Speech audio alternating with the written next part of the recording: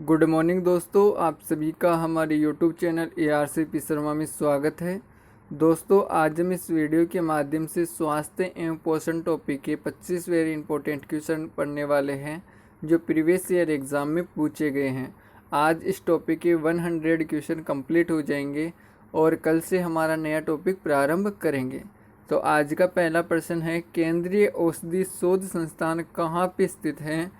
बताइए। देखिए, राष्ट्रीय विषय अनुसंधान संगठन कहाँ पे स्थित है? तो ये हमारे देश के लखनऊ में स्थित है, उत्तर प्रदेश में। ओके, अगला क्वेश्चन है, एवियन इन्फ्लुएंजा विषाणु को निम्नलिखित में निरूपित किया जाता है। एवियन इन्फ्लुएंजा जो विषाणु है, इसको कैसे निरूपित किया जाता है? तो H5N1 से निरूपित किया जाता है। जैसे मुर्गी वगैरह में जो वायरस होता है वो H5N1 ही होता है, जिसको एवियन इन्फ्लुएंजा कहा जाता है। ओके, अगला क्वेश्चन है, दांतों की क्षय को रोकने के लिए अधिकांश टूथपेस्ट में क्या होता है? जितने भी अपने जो कोलगेट वगैरह आते हैं उनमें क्या मिलाया जाता है टूथपेस्ट में? बताइए। देखिए, ताकि हमारे दांतों का क्षय नहीं हो, यानी कि दांत खराब ना हो।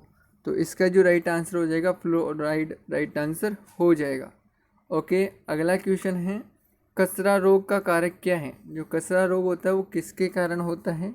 तो कचरा रोग जो होता है वो विषाणु जनित रोग होता है, वायरस जनित रोग है।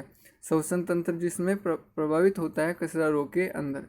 ओके, अगला क्वेश्चन है, कैंसर के उपचार में निम्नलिखित में से किसका प्रयोग किया जाता है? तो कैंसर के उपचार के अंदर कीमोथेरेपी का प्रयोग किया जाता है। किसका? कीमोथेरेपी का प्रयोग किया जाता है। अगला क्वेश्चन है, ब्लड कैंसर को आमतौर पर किस नाम से जाना जाता है?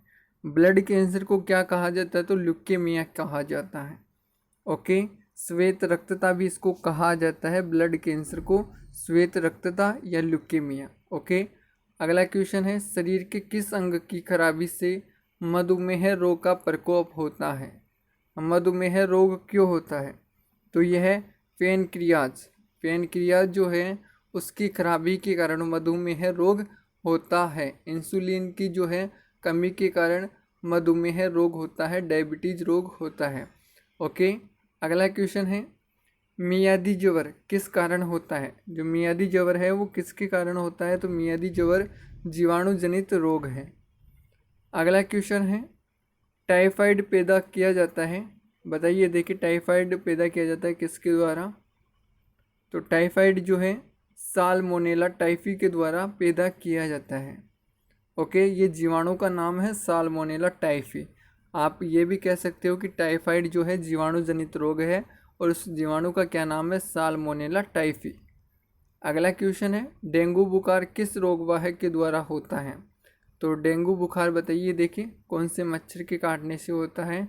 बताओ। देखिए, तो एडीज इजिप्टी मच्छर राइट आंसर हो जाएगा। डेंगू संक्रमित मच्छर है ये। अगला क्वेश्चन है, कार्बोहाइड्रेट के अलावा हमारे आहार में ऊर्जा का एक प्रमुख स्रोत होता है। तो ऊर्जा कार्बोहाइड्रेट, प्रोटीन, वसा से प्राप्त होती है। तो कार्बोहाइड्रेट के अलावा हमारे आहार में ऊर्जा का प्रमुख स्रोत होती है वसा। क्या होती है? वसा। अगला क्वेश्चन है, बच्चों में अंगों की अस्थियां मुड़ जाती है, यदि कमी हो। किसकी कमी के कारण बच्चों की जो अस्थियां है वो मुड़ जाती हैं? बताइए। देखें, तो यह है विटामिन डी की कमी के कारण। जो हड्डियों के लिए मजबूत होता है, विटामिन डी जो है सूर्य से प्राप्त होता है, कैल्शियम, फास्फोरस वगैरह। ओके, तो विटामिन डी की कमी के कारण ही अस्थियां मुड़ जाती है बच्चों के अंदर, जिसको रिकेटस रोग भी कहते हैं। अगला क्वेश्चन है, मूत्र की स्रावण को बढ़ाने वाली औषधि को कहते हैं, क्या कहते हैं? तो इस औषधि को हम डाईयूरेटिक कहते हैं, डाईयूरेटिक के नाम से जाना जाता है। एड्रेनलिन की बात करूँ तो ये करो मरो हार्मोन्स के नाम से जाना जाता है। हमारे शरीर का पुलिसमैन इसको कहते हैं। ओके, तनाव की स्थिति में ये स्रावित जो है हार्मोन स्रावित होता है इसमें से। ओके, अगला क्वेश्चन है, मिलान करके बताना है, रतौंधी रोग किसके कारण होता है? स्कर्वी किसके कारण होता है? रिकेटस किसके कारण होता है? और रक्ताल्पता किसके कारण होता है? तो बताइए। देखिए, तो इसका जो राइट आंसर हो जाएगा ये हो जाएगा, आप सभी को मैं बता दूं, रतौंधी। रतौंधी जो होता है विटामिन ए की कमी के कारण होता है, जिसे रात का अंधापन भी कहते हैं, साफ दिखाई वगैरह नहीं देता है। आगे मैं बात करूँ स्कर्वी, तो स्कर्वी विटामिन सी की कमी के कारण होता है, एस्कॉर्बिक अम्ल की कमी के कारण होता है स्कर्वी। रिकेटस की मैं बात करूँ तो रिकेटस जो है यह आपका विटामिन डी की कमी के कारण होता है रिकेटस। अभी जैसा कि हमने पढ़ा था ना, छोटे बच्चों में हस्तियों का मुड़ जाना, वो रिकेटस ही है। आगे है रक्तअल्पता, विटामिन डी यानी कि रक्त का थक्का नहीं बनता है, कोबाल्ट, B12 राइट आंसर हो जाएगा। ओके, अगला क्वेश्चन है बीमारियां और उनकी जांच की सही स्तंभ है, आपको बताना है कौन सी जांच कब करते हैं। आज की क्लास का very very very important question है, आप सभी को मैं बता दूं। तो बताइए, देखिए क्या राइट आंसर इसका हो जाएगा। तो मैं बता देता हूँ, विडोल टेस्ट जो है क्यों करते हैं। तो विडोल टेस्ट आप सभी को पता होना चाहिए, टाइफाइड के लिए करते हैं। किसके लिए? टाइफाइड के लिए विडोल टेस्ट करते हैं। आगे बात करें कि डिक टेस्ट क्यों करते हैं, तो डिक टेस्ट जो करते हैं हम, वह करते हैं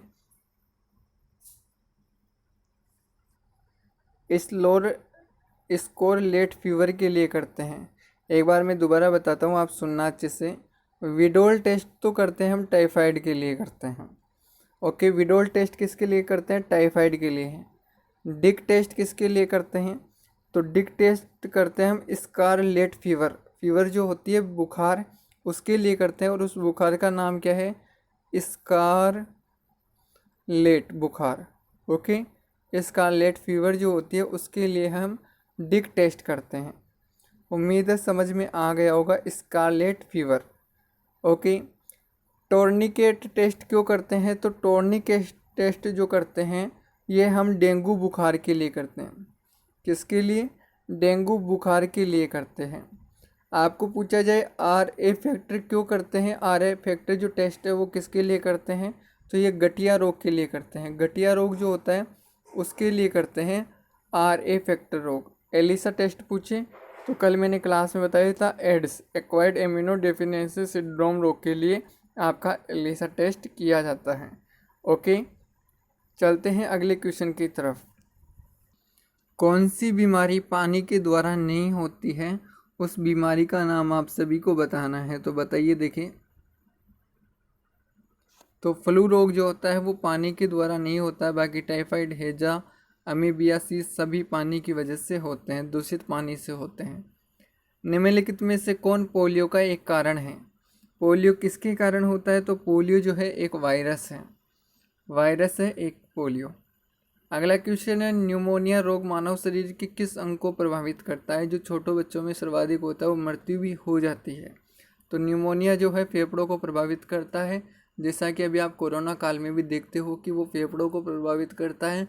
और जिस व्यक्ति को न्यूमोनिया होता है उसकी बचने की जो संभावना होती है वो बहुत कम होती है। इसी वजह से न्यूमोनिया रोग जो है ये फेफड़ों को प्रभावित करता है, और कोरोना रोग भी जो है फेफड़ों को प्रभावित करता है। जब दोनों एक हो जाते हैं तो ये स्वास्थ्य के लिए बहुत ही घातक होता है। अगला क्वेश्चन है, मादा क्यूलेक्स मच्छर निम्नलिखित में से किस रोग के वाहक हैं? तो मादा क्यूलेक्स मच्छर जो है फाइलेरिया की वाहक है, फाइलेरिया। अगला क्वेश्चन, रक्त का थक्का बनने में इनमें से कौन सा अवयव मदद करता है? तो रक्त का थक्का की जब भी बात आए तो विटामिन के हो जाएगा। अगला क्वेश्चन है, ल्यूकेमिया एक प्रकार का कैंसर है जिसमें असाधारणतः बढ़ोतरी होती है। किस में बढ़ोतरी हो जाती है ल्यूकेमिया रोग के अंदर? तो यह श्वेत रक्त कणिकाओं में वृद्धि हो जाती है, जो WBC है उसके अंदर वृद्धि हो जाती है। ओके, ल्यूकेमिया रोग के अंदर, श्वेत रक्तता के अंदर। अगला क्वेश्चन है, मानव शरीर रचना के संदर्भ में एंटीबॉडीज़ होते हैं। ये एंटीबॉडी जो होते हैं वो किसके बने होते हैं? तो एंटीबॉडीज प्रोटीन के बने होते हैं, जो हमारे शरीर में रक्त प्रतिरोधक क्षमता को बढ़ाते हैं। अगला क्वेश्चन है, पीलिया किसके संक्रमण के कारण होता है? पीलिया किसके संक्रमण के कारण होता है? तो यह जो होता है यह यकृत के संक्रमण के कारण होता है। अगला क्वेश्चन है, निम्नलिखित में से कौन सा रोग संक्रामक है? संक्रामक रोग कौन सा इनमें? तो डिप्थीरिया एक संक्रामक रोग है। ओके, आज का अंतिम क्वेश्चन है, शरीर के अंदर लोहे की कमी से कौन सा रोग उत्पन्न हो जाता है? और आज 100 क्वेश्चन कंप्लीट हो गए हैं। कल अब हम नया टॉपिक चालू करेंगे और आगे और इसमें से ऐसे क्वेश्चन पढ़ते रहेंगे। कल हमारा नया टॉपिक प्रारंभ हो जाएगा। तो रक्तहीनता राइट आंसर हो जाएगा, यहाँ पे रक्त अल्पता हो जाएगा। ओके, तो आज के लिए इतना ही। आपको वीडियो कैसा लगा कमेंट्स में ज़रूर बताइए। धन्यवाद। आप सभी का दिन शुभ हो। बहुत बहुत धन्यवाद क्लास लेने के लिए।